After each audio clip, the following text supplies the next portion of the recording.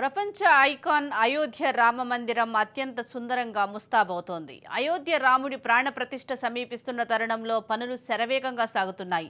వచ్చే నెల 22న ప్రాణ ప్రతిష్ఠ కార్యక్రమం నేపథ్యంలో బాలుడి రూపంలో ఉన్న రాముడిని ప్రతిష్ఠించేందుకు సన్నాహాలు జరుగుతున్నాయి. 2024 తొలి నెలలో నిర్వహించనున్న అయోధ్య రాముని ప్రాణ ప్రతిష్ఠ వేడుకలను పురస్కరించుకుని రాజ్ న్యూస్ స్పెషల్ స్టోరీ అందిస్తోంది. అయోధ్య రామ మందిరంలో రామ్లల్ల ఆరాధన ఇతర కార్యకలాపాలు 2024 జనవరి 16న ప్రారంభమవుతాయి. ప్రాణ ప్రతిష్ఠ ప్రధాన కార్యక్రమం 2024 జనవరి 22న జరుగుతుంది. రామ్లల్లా ప్రాణ ప్రతిష్ఠ జీవిత పవిత్రత కేవలం 84 సెకండ్ల పాటు ఉండే శుభ సమయంలో పూర్తవుతుంది. శ్రీరాముని విగ్రహానికి ప్రాణ ప్రతిష్ఠ చేసే ఈ ముహూర్తం చాలా శుభప్రదం. ఈ ముహూర్తాన్ని కాశీలోని పండితులు లేదా అర్చకులు నిర్ణయించారు. ఈ పవిత్ర సమయంలో శ్రీరాముని ప్రాణ ప్రతిష్ఠ చేయడం ద్వారా భారతదేశం ప్రయోజనం పొందుతుందని పండితులు చెబుతున్నారు. శ్రీరాముని ప్రతిష్టాపనకు సంబంధించిన శుభ సమయం ఖరారైంది. 2024 జనవరి 22న మధ్యాహ్నం 12:29:08 ప్రారంభమవుతుంది. మధ్యాహ్నం 12:30:32 వరకు కొనసాగుతుంది. ఈ మధ్య ఉన్న వ్యవధి 1 నిమిషం 24 సెకండ్లు. ఈ వ్యవధిలో అభిజిత్ ముహూర్తం ఉంటుంది. ఇది రాజ్యాల స్థాపనకు చాలా పవిత్రమైనదిగా నమ్ముతారు.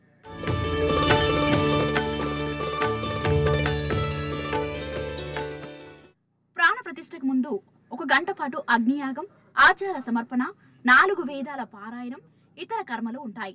84 సెకండ్ల ఈ ముహూర్తాన్ని పండితులు, జ్యోతిష్కులు చాలా పవిత్రంగా భావిస్తారు.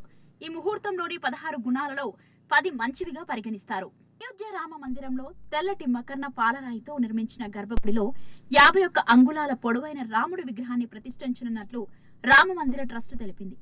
5 ఏళ్ల వయసున్న రాముడి కోసం ప్రస్తుతం 3 డిజైన్లను రూపొందించారు.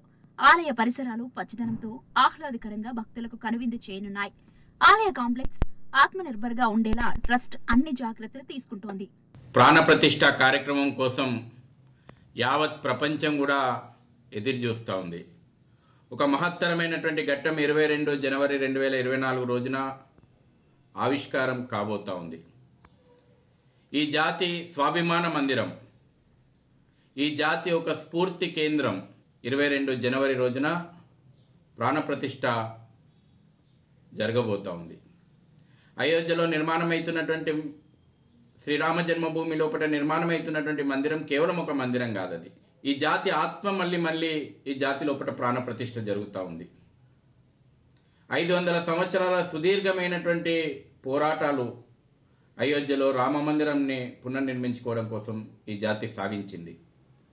ప్రపంచ చరిత్ర లోపల 134 సంవత్సరాల సుదీర్ఘమైనటువంటి న్యాయ పోరాటం అయోధ్య కేసు లోపల సాగింది.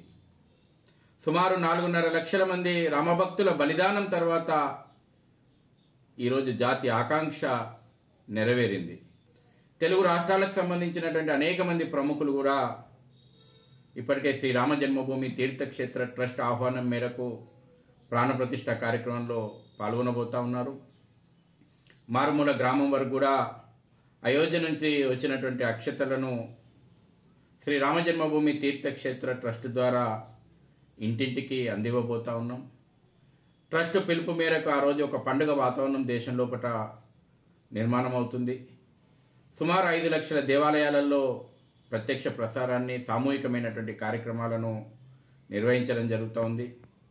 ఒక దీపావళి పండుగ ఏ విధంగానైతే లంకలో విజయం సాధించిన తర్వాత రాముడు అయోధ్యకు తిరిగి వచ్చిన తర్వాత ఈ జాతి దీపావళి మహోత్సవాన్ని, దీపోత్సవాన్ని నిర్వహించుకుందో, మళ్ళీ 500 సంవత్సరాల తర్వాత రాముడు తన జన్మభూమిలో నిర్మాణమైనటువంటి ఒక భవ్యమైనటువంటి రామ మందిరం లోపల ప్రాణప్రతిష్ఠ కార్యక్రమం ద్వారా మళ్ళీ రాముడు తన జన్మస్థానానికి చేరుకోబోతున్నాడు. కాబట్టి రామమందిర తీర్థక్షేత్ర ట్రస్టు పిలుపునిచ్చింది కనీసం 5 దీపాలు ప్రతి ఇంటి ముందర వెలిగించుకోమని. అయోధ్య రామ మందిరంలో శ్రీరాముని పట్టాభిషేక మహోత్సవం కోసం ప్రజలు ఆసక్తిగా ఎదురుచూస్తున్నారు.